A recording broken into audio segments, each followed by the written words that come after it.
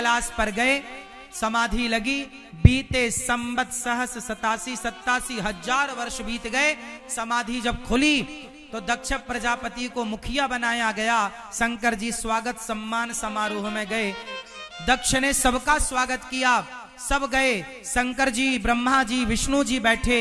दक्ष आए तो सबने खड़े होकर दक्ष के स्वागत में तालियां बजाई, स्वागत किया। पर शंकर जी खड़े ना भये, ब्रह्मा और विष्णु खड़े ना भये। तो दक्ष की बुद्धि बिगड़ गई और दक्ष ने कहा कि इसे क्यों बुलाया, इसे उठने बैठने का ज्ञान नहीं। मैं आया और इसने उठकर सम्मान नहीं किया। जो अभिमानी होता है ना, वो सम्मान चाहता है।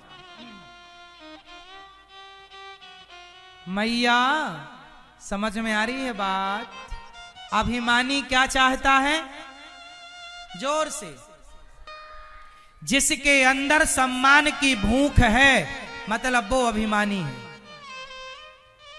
जिसके अंदर सम्मान की, भैया ओ मोबाइल चलाने वाले भैया ना चलाओ, सरकार सुन लो,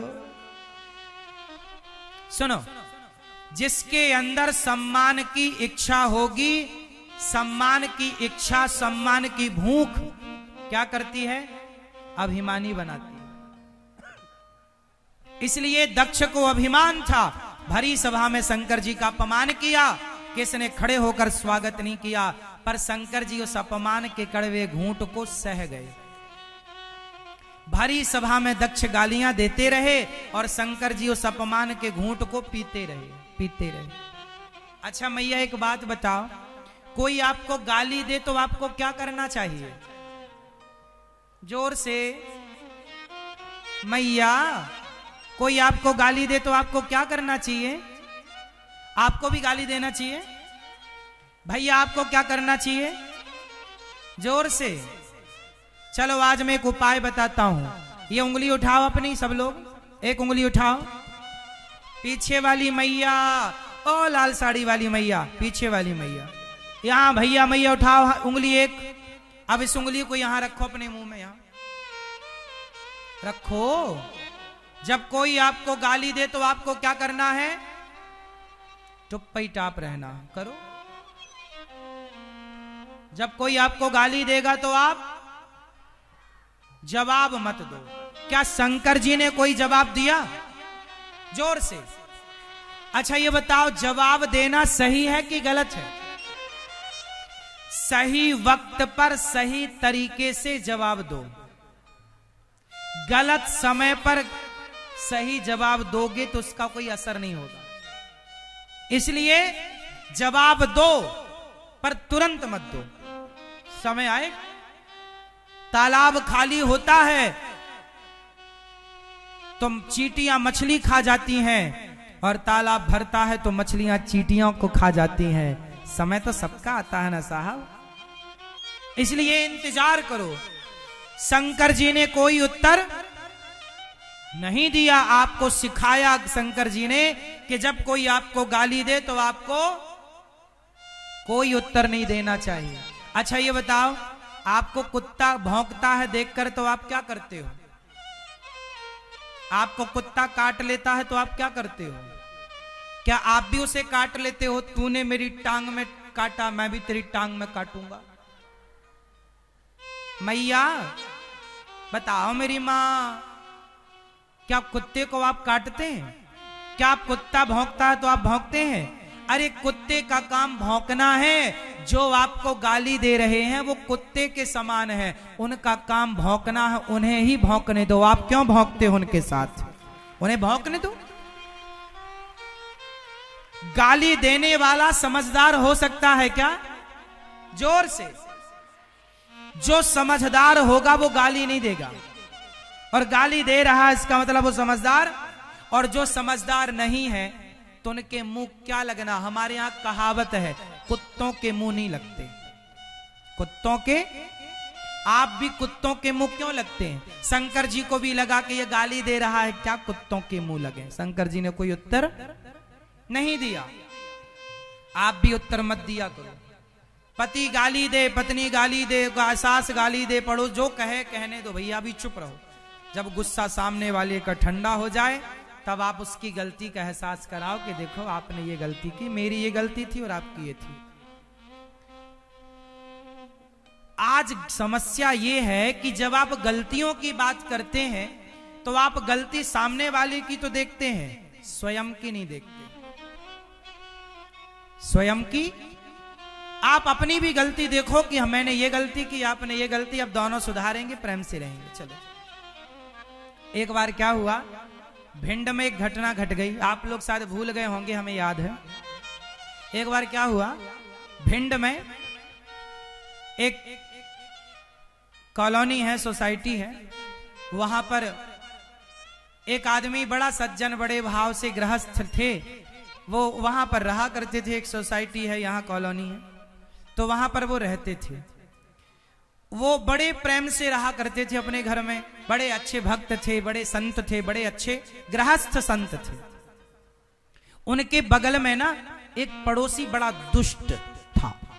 वो दुष्ट पड़ोसी क्या करता, झाड़ू लगाता और सारा कचरा ले जाके वो अच्छे संत के घर में डाल देता।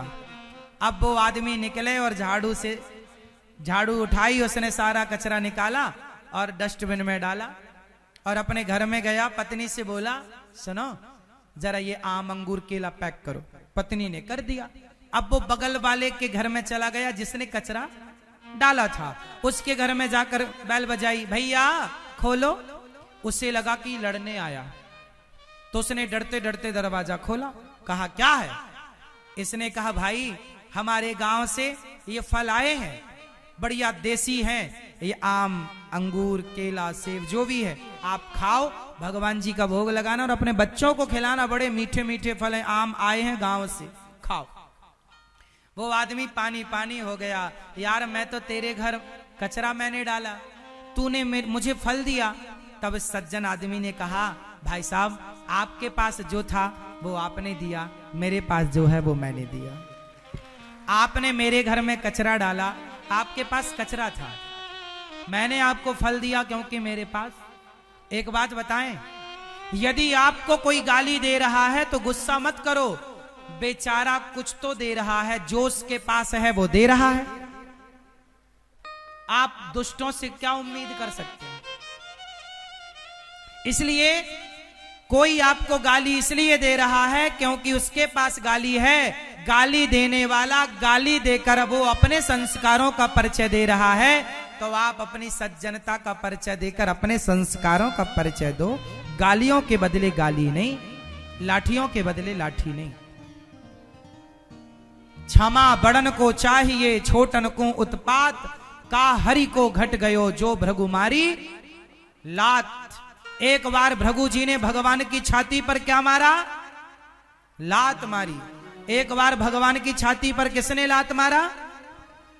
आप लोगों ने अपने घर में लड्डू गोपाल जी को ध्यान से देखना, लड्डू गोपाल जी की छाती पर लात बना होगा, किनारे पे पांव बना होगा छाती पर, ध्यान दिया कि नहीं?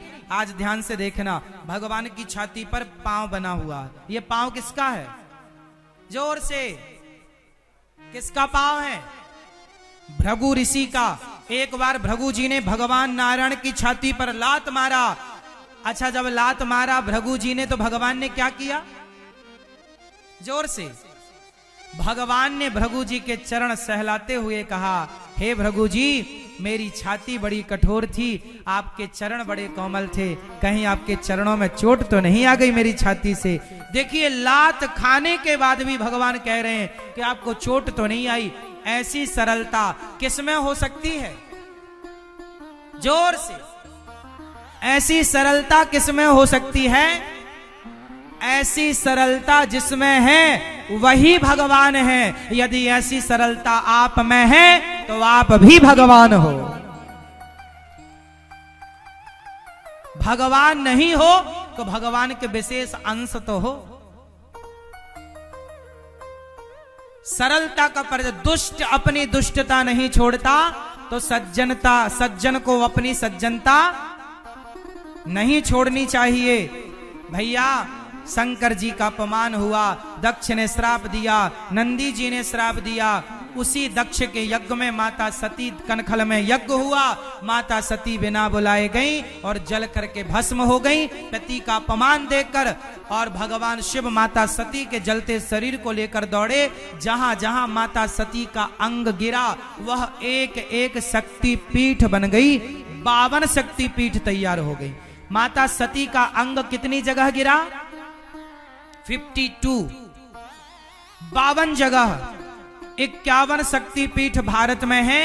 एक शक्तिपीठ बंटवारे के समय पाकिस्तान चली गई, क्योंकि पाकिस्तान पहले भारत में ही था, भारत ही था वो, बाद में बंटवारा हुआ पाकिस्तान। एक हिंगला शक्तिपीठ है। कौन सी शक्तिपीठ? हिंगला मां शक्तिपीठ, वो आज भी पाकिस्तान में है, आज भी। उस हिंगला शक्तिपीठ की एक दूसरी शक्तिपीठ भोपाल के पास, ये नरसिंहपुर भोपाल के पास मध्य प्रदेश में एक है, जो कि ओरिजिनल शक्तिपीठ तो पाकिस्तान में। तो 52 शक्तिपीठ में भारत में कितनी है? 51। तो ये शंकर जी की वो माता सती के अंग जहां जहां गिरे वो एक एक शक्तिपीठ बनी।